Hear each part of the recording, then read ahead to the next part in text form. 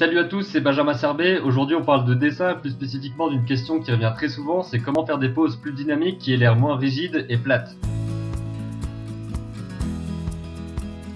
Et pour ce faire, je vais vous parler des lignes d'action. La ligne d'action, c'est en fait définir la position d'un personnage en quelques traits, souvent en un seul trait d'abord, puis en ajoutant petit à petit des traits pour définir la pose le plus simplement possible et qu'elle soit compréhensible avec simplement quelques traits et avec l'essentiel. On avait déjà parlé l'autre fois de références qui pouvaient venir de photos, comme par exemple sur le site artist.pixlovely.com, et on m'a conseillé il y a quelques jours un autre site. C'est le site référence.sketchdaily.net/fr, parce que c'est la version française. Vous pouvez choisir si les poses sont des actions ou si ce sont des poses stationnaires ou s'il y a les deux. Vous pouvez aussi choisir la vue, vous pouvez choisir aussi le temps de pause, etc. et lancer une session de plusieurs minutes et vous entraîner comme ça régulièrement, très facilement, juste avec un accès internet. Ces photos-là, vous pouvez même les enregistrer pour les utiliser aussi plus tard. Donc des références photos pour vous aider à avoir des poses plus dynamiques et surtout voir des poses un petit peu plus variées que les poses que vous avez simplement en tête. Parce que forcément, les poses qu'on a en tête sont parfois un petit peu difficiles à définir. Si on n'arrive pas à imaginer exactement comment se situent les différents membres du corps, ça va être compliqué de les mettre en place. Donc avoir une référence photo, c'est vraiment indispensable. Peut-être pas indispensable, mais c'est très intéressant au début en tout cas pour s'entraîner et avoir vraiment les bonnes bases. Et même ensuite, on parlera un jour des références, etc., leur importance. Parce que l'une des erreurs qu'on peut facilement faire lorsqu'on débute, c'est de faire des bonhommes bâtons. Donc se dire, je vais garder le personnage le plus simple possible. Mais le truc, c'est qu'avec ces bonhommes comme ça, on va avoir beaucoup de rigidité et on va avoir du mal à faire des positions plus souples. Parce que ce sont des segments qui sont très droits et très figés. Alors ce que je vous conseille, quelque chose qui n'est pas plus compliqué en termes de ligne qu'un bonhomme bâton, c'est de faire des bonhommes comme ça, mais qui soient beaucoup plus souples, donc avec des courbes, plutôt qu'avec des segments très figés. Ensuite, vous allez pouvoir faire des choses comme ça, donc des formes qui sont tout aussi simples, mais qui permettent d'avoir beaucoup plus d'actions différentes. Par exemple, on peut définir quelque chose comme ça, et comprendre à peu près que c'est quelqu'un qui est en train de se pencher, quoi, avec des traits très simples. L'un des conseils que j'ai lu aussi dans le livre Directing the Story, que j'arrête pas de vous rabâcher un petit peu, c'est que au lieu de faire des bonhommes comme ça, on peut commencer à leur donner des volumes, mais très simplement, c'est-à-dire en mettant plutôt des personnages comme ça, qui ont déjà un petit peu plus de forme, un petit peu plus de volume, un petit peu plus de matière à travailler, et on va pouvoir faire des poses peut-être un petit peu plus simplement, donc en gardant quand même un trait qui soit très simple, et on n'a pas besoin de faire compliqué pour le moment, mais pour avoir des poses plus dynamiques qu'avec un simple bonhomme bâton. Et pour vous expliquer le principe des lignes d'action, donc plus spécifiquement sur les poses de personnes humaines, j'ai été collecter quelques images sur le site dont je vous ai parlé juste avant, pour vous montrer quelques exemples concrets. Donc par exemple ici on a une pose assez dynamique, j'ai fait exprès de prendre une pose qui soit très lancée pour avoir des lignes d'action qui soient encore plus visibles et qui puissent vous aider à comprendre mieux comment ça se passe. Donc ici, on voit que cette ligne est vraiment là. Donc un des bons exercices à faire au départ, c'est que vous pouvez aller prendre des références photos comme ça et dessiner par au-dessus pour comprendre mieux comment ça se passe. Donc vous avez cette première ligne là. Ensuite, vous allez ajouter la ligne des bras. Vous voyez déjà que ces lignes ressemblent à ça. Et seulement après, vous allez ajouter les autres choses, comme par exemple cette autre jambe là. Définir qu'ici, il y a le bassin. Ici, il y aura les épaules, la tête, etc. Donc avoir des choses de plus en plus détaillé, toujours avec des traits très simples et un dessin très moche ici. Mais le but ici, c'est pas du tout de faire un beau dessin, c'est de s'entraîner, parce qu'évidemment les dessins au début seront pas top, voire mauvais, on n'arrivera pas trop à cerner les volumes, etc. Mais c'est de l'entraînement, donc on doit amasser de la quantité jusqu'à réussir à avoir de la bonne qualité. Alors là, on a placé les lignes sur l'image en elle-même, mais on va faire aussi la même image, mais plutôt à côté, pour vraiment définir nous-mêmes cette pose. Donc on peut faire un trait comme ça, très élancé. Ensuite, placer les bras de la même façon. Donc on peut très facilement exagérer sur les courbes, etc.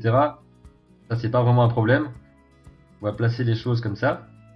Pour définir notre pose en quelques traits, même là, on voit qu'il y a un petit souci ici, parce que ce trait devrait être beaucoup plus comme ça.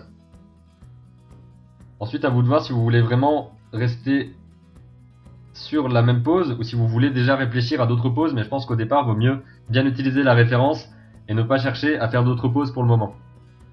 Une fois que vous avez ces lignes là et que vous avez défini la pose de votre personnage, donc que vous arrivez déjà à voir le mouvement avec ces quelques traits là et que qu'une personne qui regarde simplement ce dessin là peut comprendre la position de votre personnage, c'est que vous pouvez passer à un petit peu plus de détails entre guillemets, parce que ça reste encore très sommaire, par exemple en ajoutant le bassin et les épaules comme ça.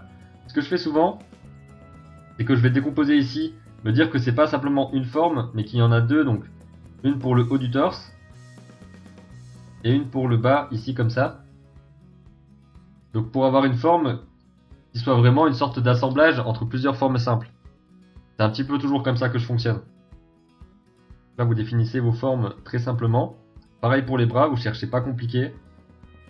Faites juste en sorte qu'on puisse comprendre la pose.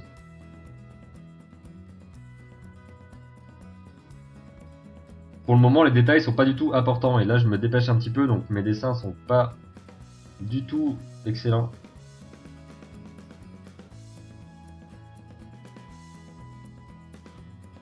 Là, vous savez qu'il y a une main et là, vous savez qu'il y a une autre main. C'est très moche hein, là, mais c'est... On va passer à une autre pose pour toujours avoir cet exemple-là et pour vous dire aussi que quand on place les lignes d'action, il faut pas penser simplement en ligne comme ça, il faut penser soit en courbe comme ça, en ligne droite, en S ou en C finalement. Donc c'est ça en fait, vous vous dites I, S ou C. Donc là on va essayer de définir un petit peu comment ça peut être. Déjà il y aura la première qui va se trouver ici comme ça, donc c'est cette forme-là, ce que vous voyez là. Ensuite, je sais que maintenant que j'ai un petit peu l'habitude, j'ai du mal à placer seulement quelques lignes au départ. J'ai tendance à déjà placer des choses comme ça. À voir un petit peu comment ça se passe ici. À observer ces plis ici. Et à déjà placer des formes un petit peu plus complexes. Donc ça, c'est ce qui viendra sûrement avec l'habitude. C'est que vous aurez de moins en moins besoin peut-être de détailler dès le départ toutes les lignes que vous faites. Et que ça va être de plus en plus facile forcément. Mais au départ, c'est vrai que c'est bien de placer juste quelques traits. Et c'est seulement après que j'ai réussi à travailler un petit peu plus avec les volumes. Donc comme je vous l'ai dit, ce qui est le plus important, c'est de placer votre image, de placer votre pose dès le départ. Et de pas vous dire, de pas prendre un nouveau calque et de vous dire, bon ok, alors là, hop, il y a un bras comme ça. Voilà, comme ça. Et puis de faire comme ça quelque chose trait pour trait en recopiant le contour. Non, il faut absolument pas recopier le contour à mon avis. Il faut pas recopier le contour, il faut penser en termes de forme. Une forme là, donc on voit ici ce pli ici. Avec la ligne d'action qui est comme ça. Ensuite on pense vraiment en termes de forme simple. Et on pense pas du tout aux détails, ça c'est pas l'important. Une pose doit fonctionner sans détail. Si elle fonctionne pas sans détail, avec les détails, elle sera toujours aussi plate et toujours aussi étrange. Parce que vous saurez pas forcément pourquoi elle est étrange, et vous allez réussir à vous rendre compte qu'il y a un truc qui cloche, même si vous savez pas forcément quoi, et ça va faire bizarre, même si vous saurez pas forcément l'expliquer. Et le plus souvent, c'est que votre pose n'est pas assez dynamique et vous n'avez pas réussi à retransmettre la pose correctement. Donc par exemple, ici, vous allez vous demander comment la pose est. Donc là, en gros, on voit que la personne est assise, donc il y a une sorte de poids qui va se passer ici. Et la ligne, je pense qu'elle est un petit peu comme ça. Donc on voit qu'elle va suivre vraiment le personnage, donc sa pose. Ça va être quelque chose de ce genre-là. Et il va avoir une assise très forte ici.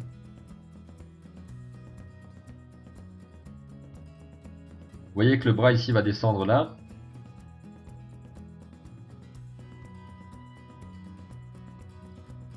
Et ça peut être bien ici de placer les jambes et de remarquer les angles que forment les jambes. Le bâton est un point très important dans ce dessin-là.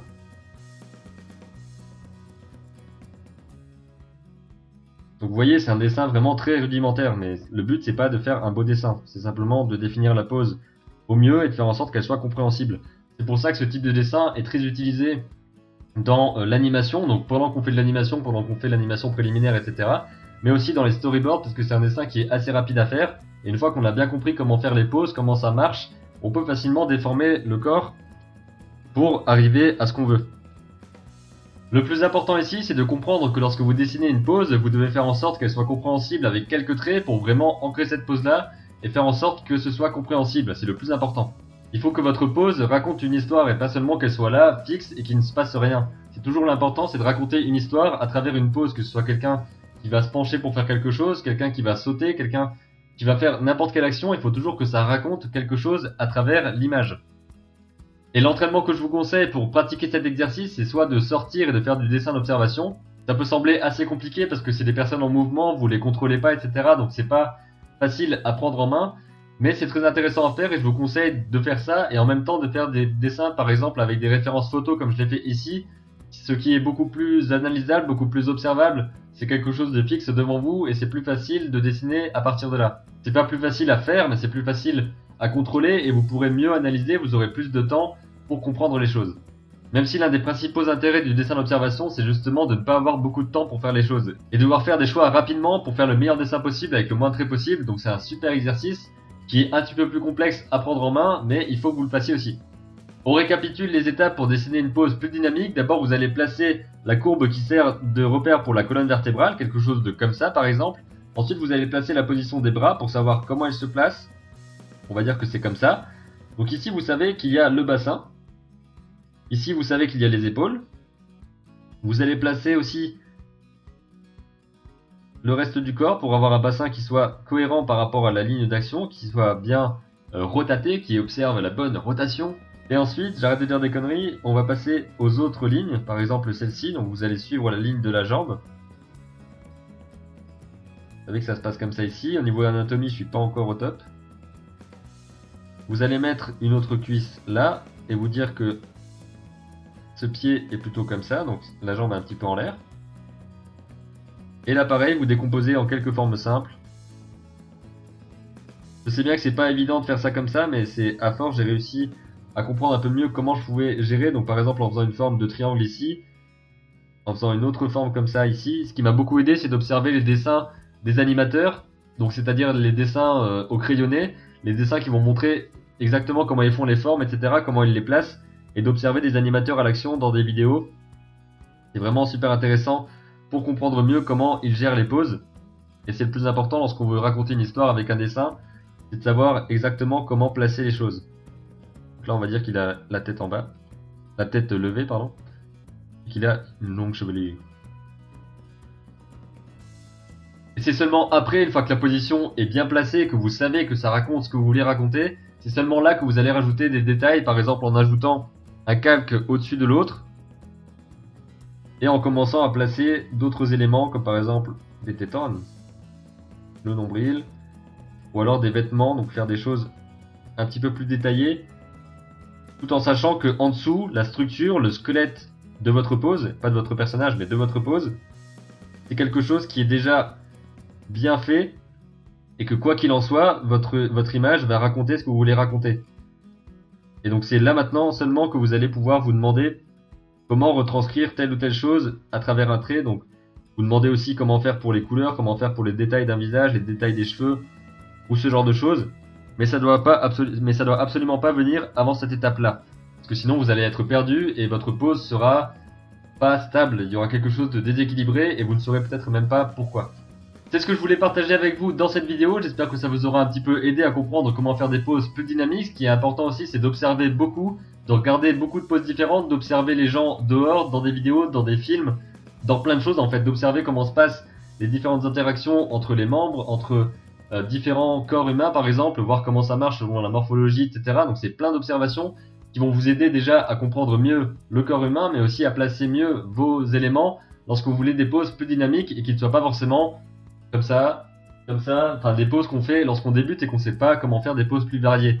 Je sais que c'est un gros problème et si vous avez encore d'autres questions par rapport à ça, n'hésitez pas à me les dire dans les commentaires et je pourrais faire d'autres vidéos sur le sujet s'il y a des blocages que vous avez encore. Et dites-moi aussi si ça vous a aidé, si vous avez bien aimé ce format de vidéo et si vous pensez qu'il peut être utile à d'autres personnes, n'hésitez pas à le partager. Je vous dis à très bientôt pour une nouvelle vidéo qui traitera de dessin, d'animation ou de motivation, d'inspiration, où je partagerai comme d'habitude des choses avec vous qui vous permettront de créer autour de vous l'environnement créatif qui vous aidera à réaliser ce que vous voulez réaliser dans vos créations. Et d'ici là, n'oubliez pas, créez vos images et racontez vos histoires. Salut à tous, c'est Benjamin Servet. Aujourd'hui, on reparle d'animation puisque je vous montre l'évolution d'un exercice que j'ai fait ces derniers jours, à savoir la marche d'un animal à 4 pattes.